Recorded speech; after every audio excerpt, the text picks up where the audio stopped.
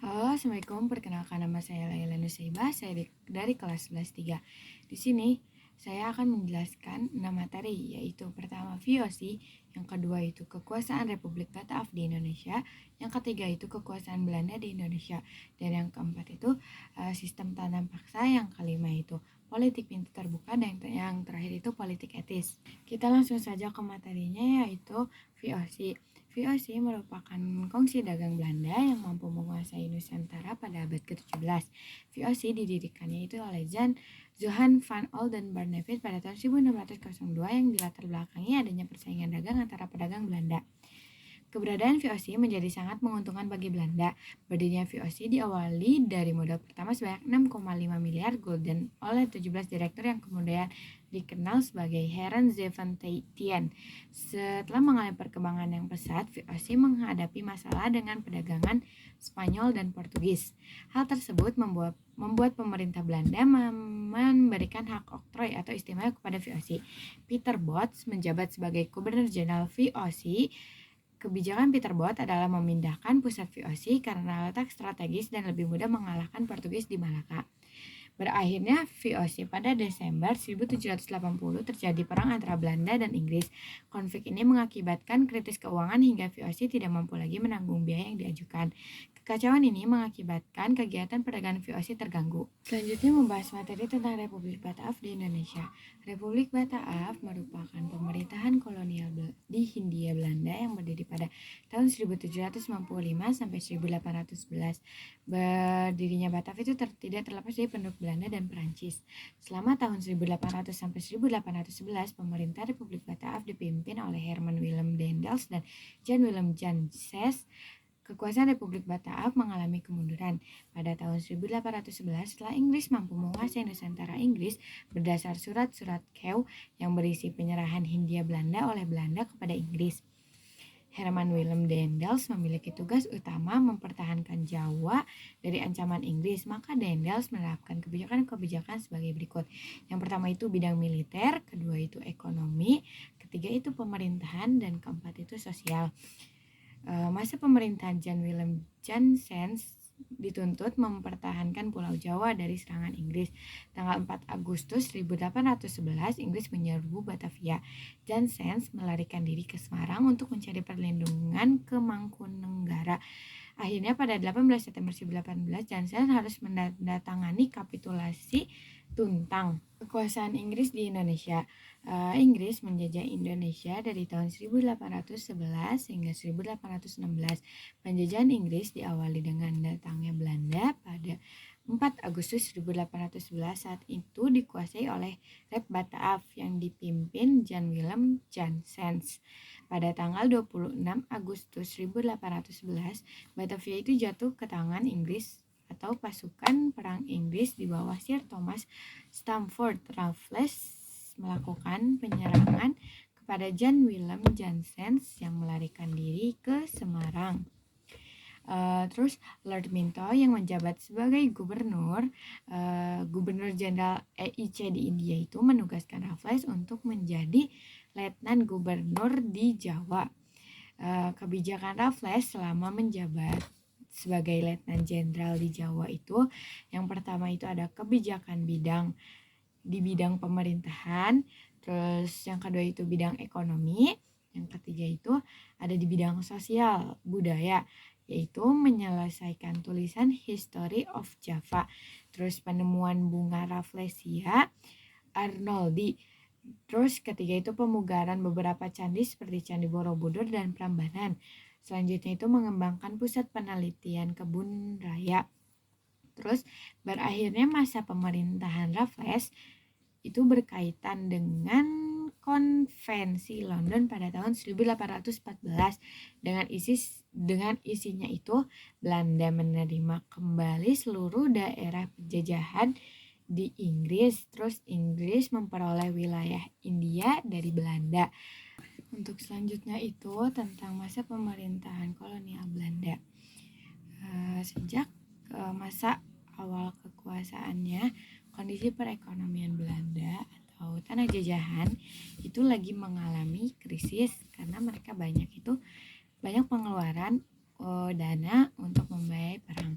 Terus pada tahun 1829 ada tokoh yang bernama Johannes van den Bosch mengajukan usulan kepada Raja Belanda mengenai sistem politik dan ekonomi untuk memperbaiki perekonomian Belanda.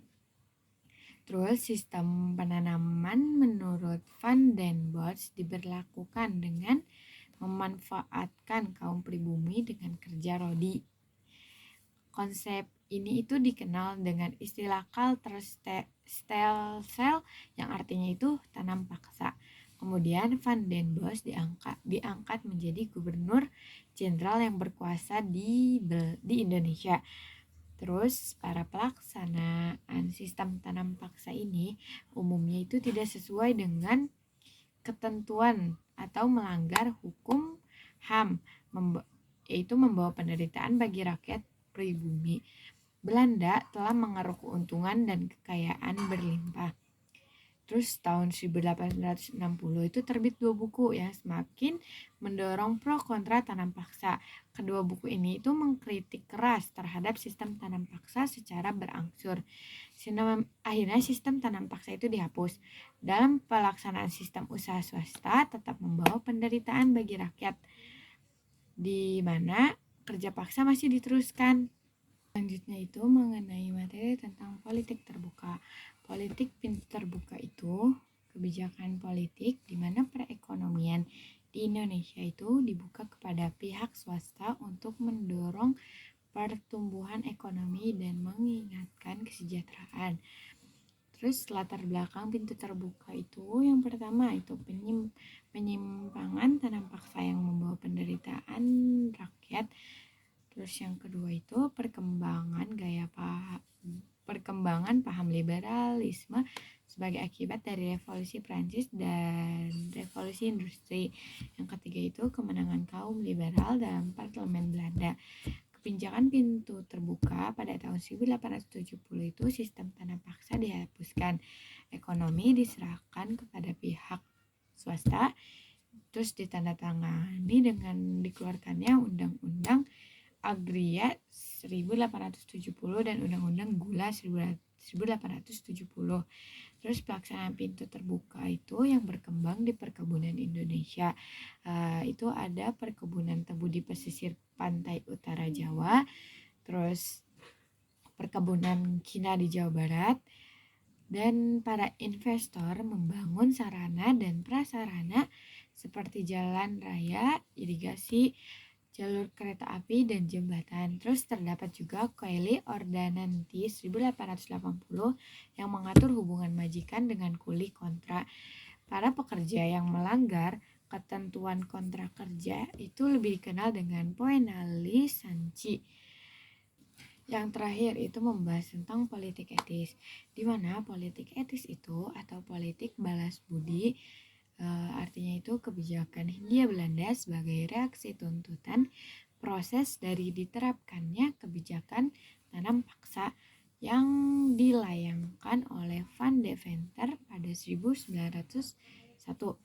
Latar belakang politik etis itu kemakmuran yang dialami Belanda dan kemiskinan yang menimpa bangsa Indonesia. Dicetuskan itu oleh Theodor Van Deventer. Van Deventer itu menerbitkan artikel dalam majalah The Gids pada 17 September 1901. Ratu Wilhelmina menerapkan politik etis. Terus kebijakan politik etis di Hindia Belanda itu ada meliputi irigasi, edukasi, dan imigrasi. Penyimpangan politik etis ada edukasi, yaitu mendapatkan tenaga kerja terdidik yang upahnya rendah. Terus kalau di irigasi itu cuman untuk mengairi perkebunan Belanda. Dan yang ketiga itu di emigrasi itu bukan untuk memeratakan penduduk, tapi kebijakan politik etis tetap memberikan dampak positif. Di antaranya itu munculnya golongan cendekiawan dan terbangunnya saluran irigasi, terjadinya pemerataan penduduk. Politik etis juga itu membangun sekolah yang memunculkan kaum terpelajar. Yang pertama itu ada sekolah angka 1, di mana pelajarannya itu membaca, menulis, dan menghitung. Tapi sekolah ini itu diperuntukkan untuk anak pegawai negeri dan anak orang kaya. Yang kedua itu sekolah angka 2, di mana ini itu untuk anak pribumi, tapi pelajarannya itu sama, mencakup dengan belajar, membaca, dan menghitung. Terus pada tahun 1914 juga, 1914 itu ada sekolah dasar utama, yaitu sekolah dasar utama yang dijadikan HIS dengan pendidikannya 7 tahun, dan sekolah angka 2 itu pendidikannya itu cuma 5 tahun. Di jenjang SMP itu ada sekolah mulo yang lanjutannya dari HIS. Kalau di jenjang SMA itu ada AMS, dan itu ada jurusan ilmu pasti dan sastra. Terus AMS juga setara dengan HBS atau sekolah menengah atas bagi anak Belanda.